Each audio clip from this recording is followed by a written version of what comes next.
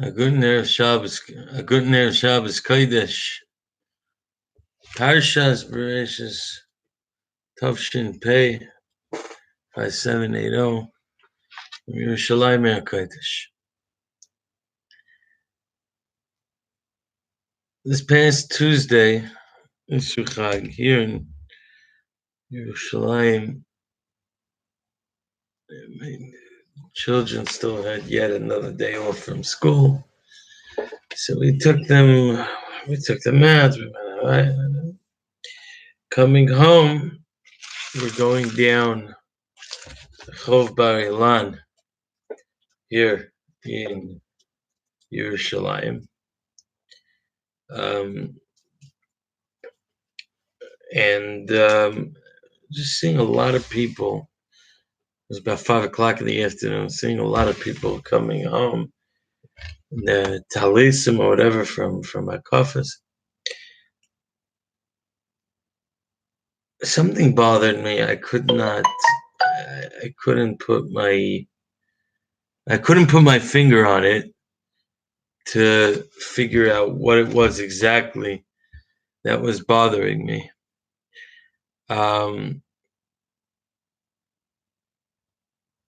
We got home. I put the kids to bed, and then after put the kids to bed, I was very tired. I laid down on the couch, and then something very strange happened. I started hearing these two things in my ear, sort of at the same time, over and over again. Again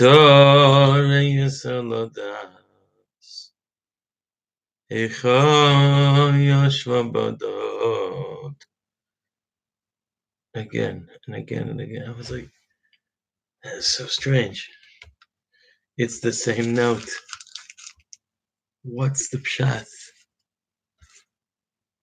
You see, a whole Elul, Shana, Yom Kippur, we're working towards something.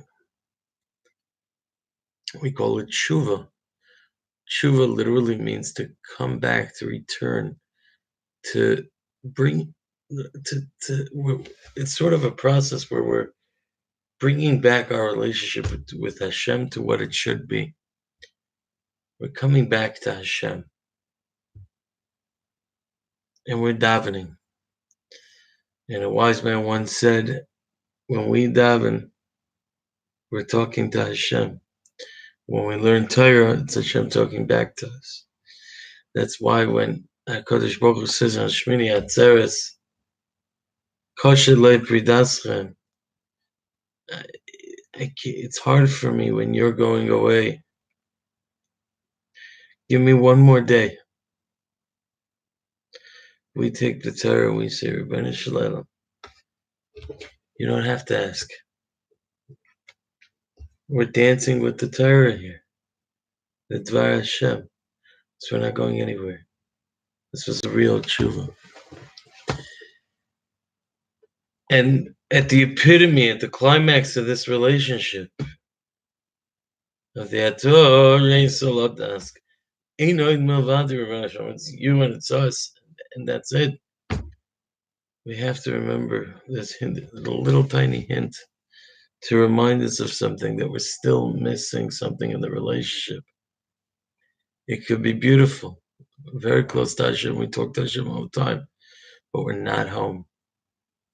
Where's the bias in the relationship? Afterwards, it's very Pashut Ramaz of the Shivat and Achemta, where it starts all the way back from Tisha B'Av, going into El, and it's all part of the same process. And I woke up from this daze. I said, you know what? I figured out what was bothering me. It's not even the halacha in the Mishnah Berurah that says that person is doing Yom Tov Sheni should do it b'tzina. I'm not getting involved in that. It's literally this, that we're at the climax of our relationship, we're davening to take us out of this galus. And, and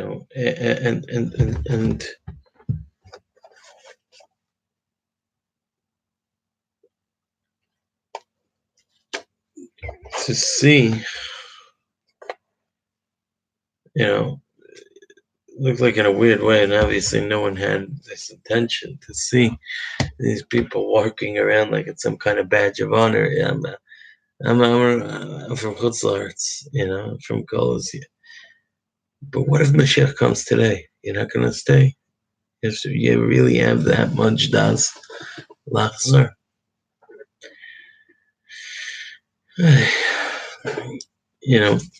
We all went through an Avodah now. And of course, there's no coincidence that going straight from Simchas Torah, we have a Breishis, a beginning, a new beginning. And in Parshas Breishis, we learn about how HaKadosh Baruch Hu created the world, the beautiful world in which we live. And, people go around the world, you can see amazing things. Niflois HaBorei, all created within this 1 week, however that worked. And we, and we have to ask ourselves, you look at the first day of creation, right? Day and night, or no, light and dark.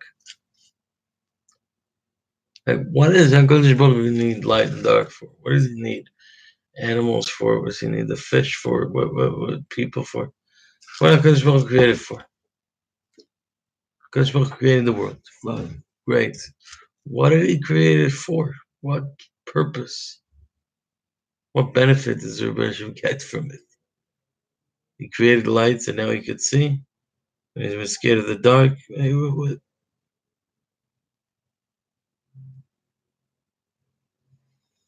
Hazal tell us HaKadosh Baruch Hu created the world to give, because HaKadosh Baruch Hu is Ratza Lahet.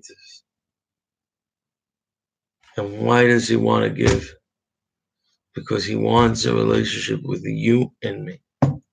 A real, true, loving relationship like that of a father and son.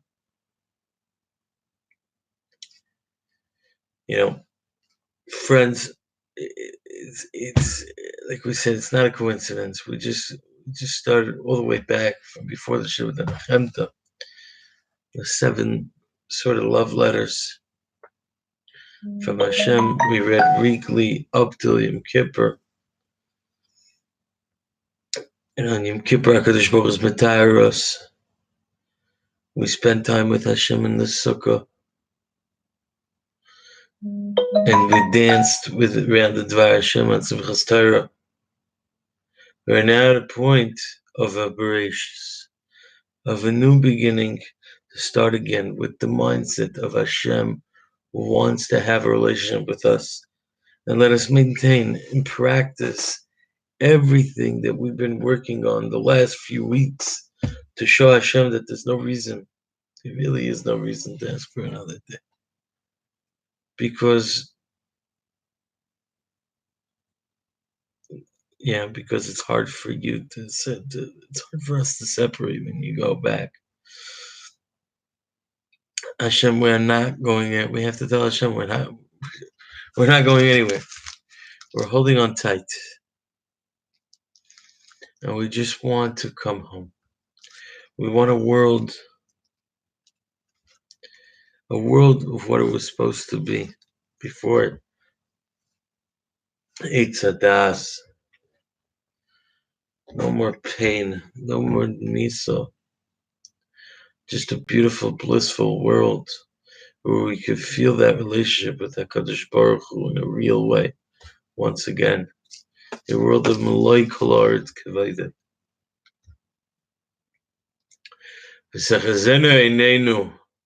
We should be zeicha, that with our eyes to see, b'shuv cholutzi and b'rachamim, when HaKadosh Baruch Hu comes back to Yerushalayim with Rachmanus, speedily in our days. Thank you so much for listening. As always, any questions, comments, or feedback, leave in the comment section below.